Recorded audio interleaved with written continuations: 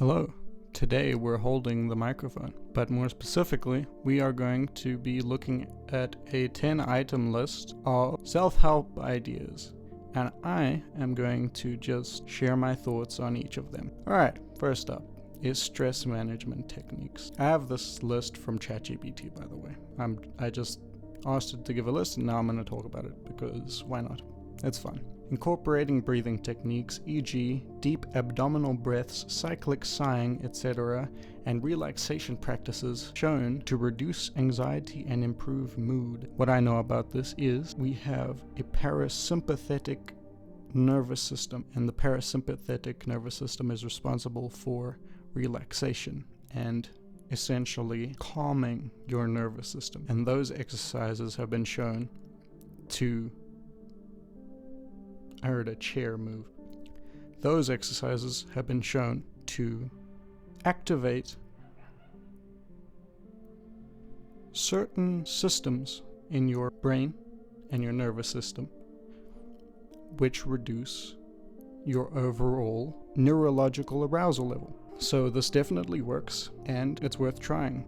Also, for stress management, they say breathing exercises and other kinds of exercises can help reduce anxiety and improve mood. I will say I've tried this myself, and I've taken a course on Udemy called Mindfulness-Based Cognitive Therapy, and what I learned was the effects of these exercises because I had to do them in order to continue through the course. It's required. I had to take a week off just to practice the exercises before I could continue the course. So that's what I did, and it does work. Essentially, it does take a bit of effort, because what you do is basically this. You commit yourself and practice your self-awareness, and by doing that you can recognize better when you're getting anxious and when your mood is going up or down, and then you can use these exercises as an intervention method to help with that.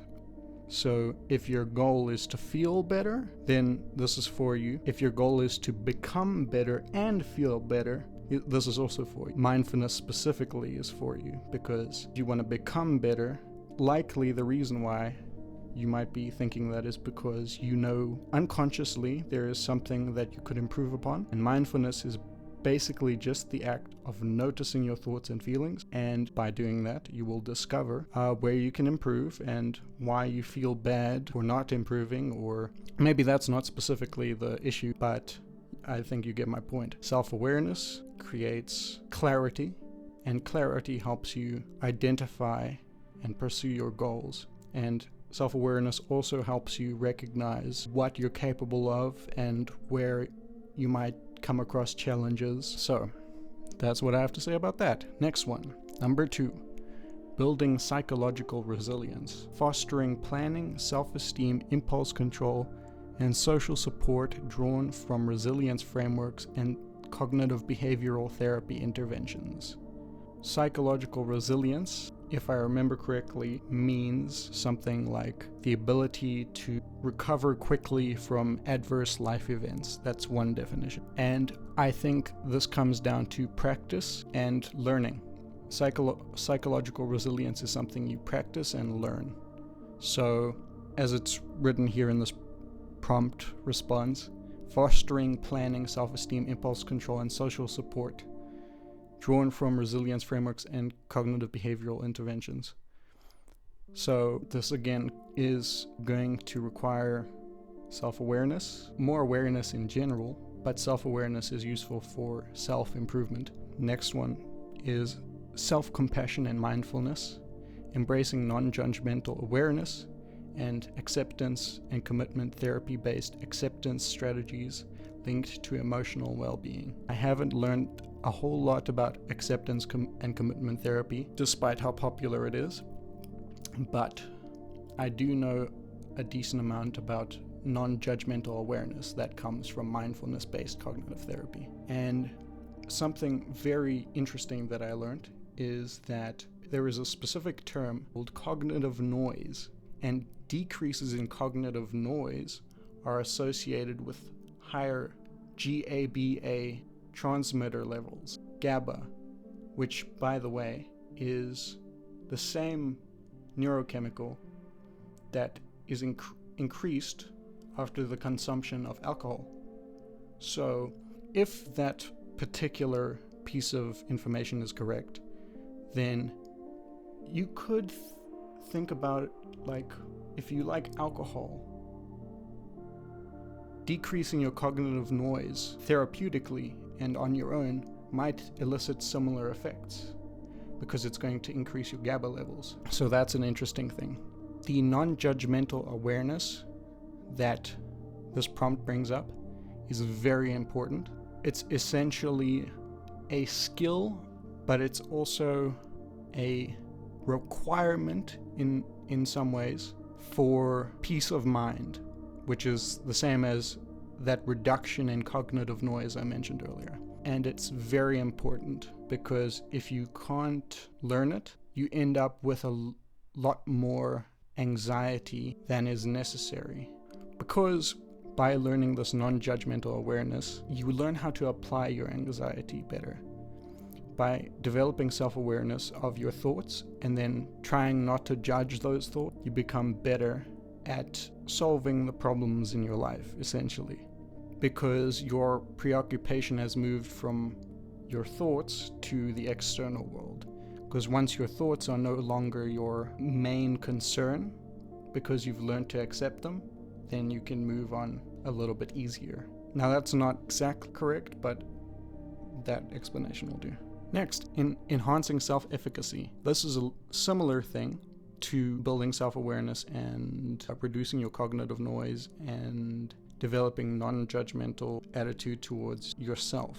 The difference is that the initial goal is just develop a non-judgmental attitude in general towards your thoughts, but this is specifically towards yourself. And as far as I can tell, this is about learning about your intrinsic value. So each individual person has their own experiences, and there is no wrong or right experience, and we learn from them. And that's what the enhancing self-efficacy prompt is all about.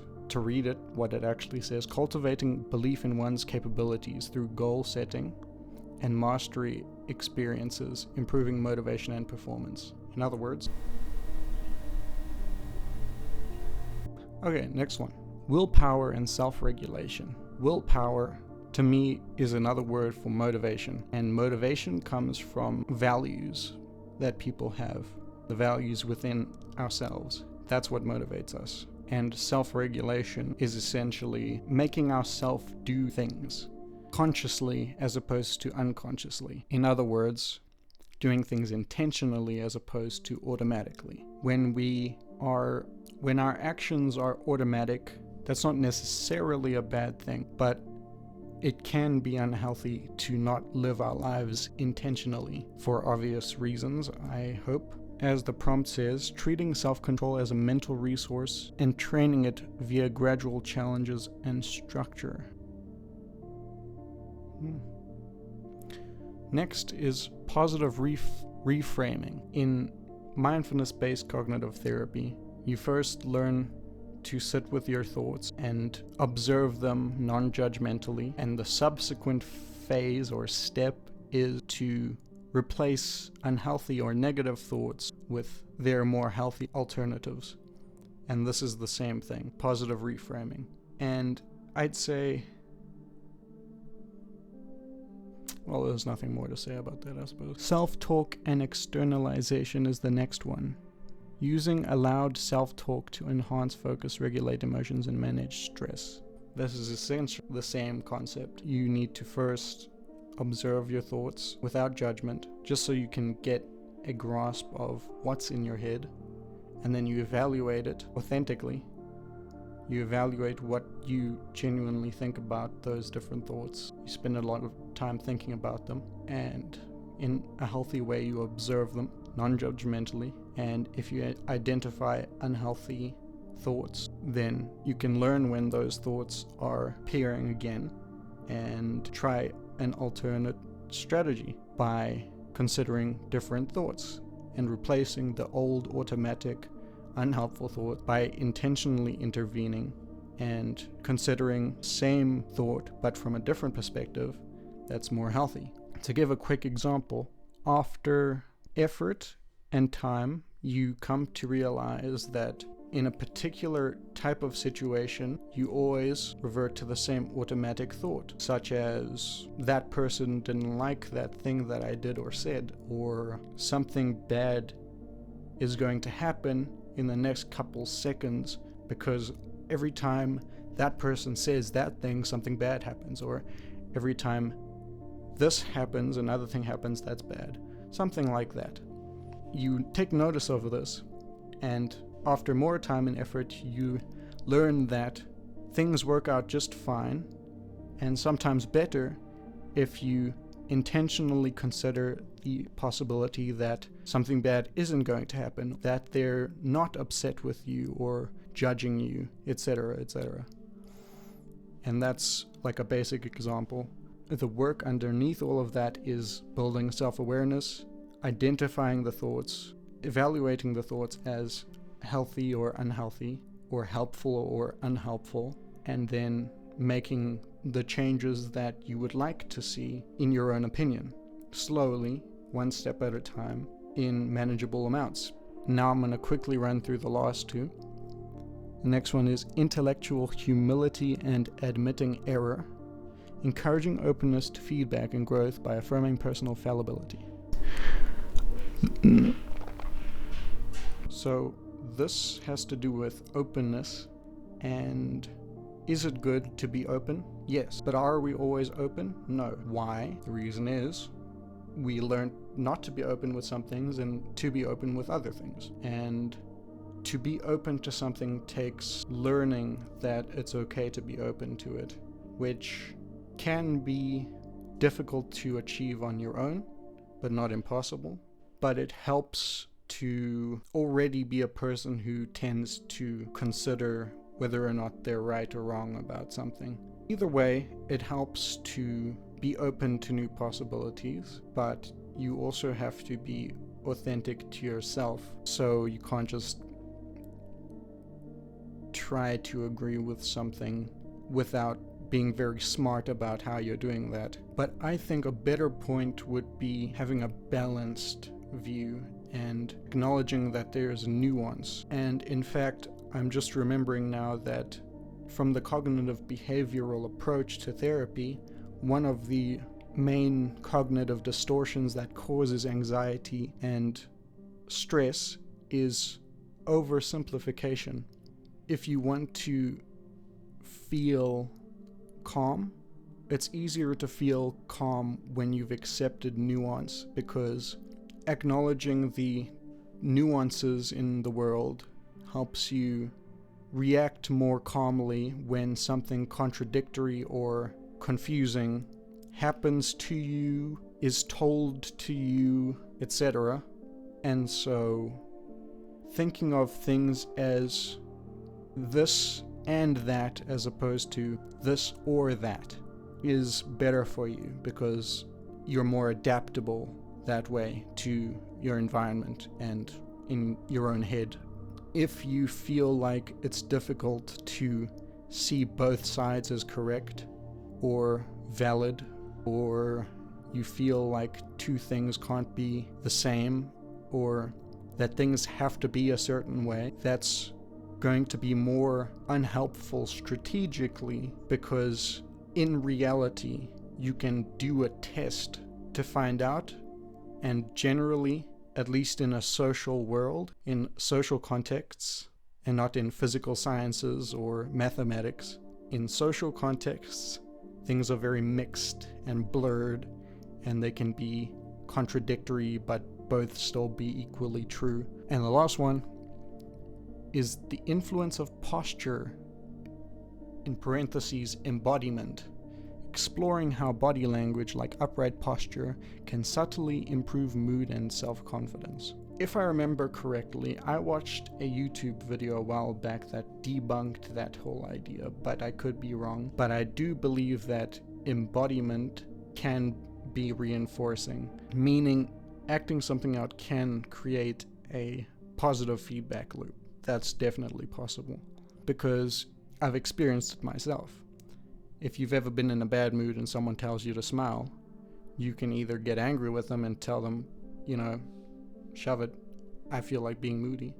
Or you can smile at them. And then you get happier suddenly. Why? Because in our heads we want to close that cognitive dissonance gap. And so our actions must align with our beliefs. So when we act something out, we change our minds so that our beliefs align with our actions. And that's why that works.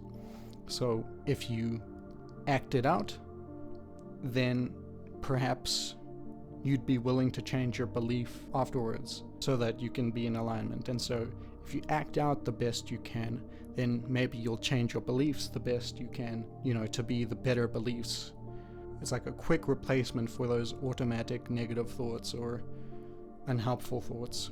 But sometimes that doesn't work, and what you need is to explore your own internal values and come up with your own beliefs and decide on what you believe. And afterwards you'll start acting in alignment with that a little bit easier.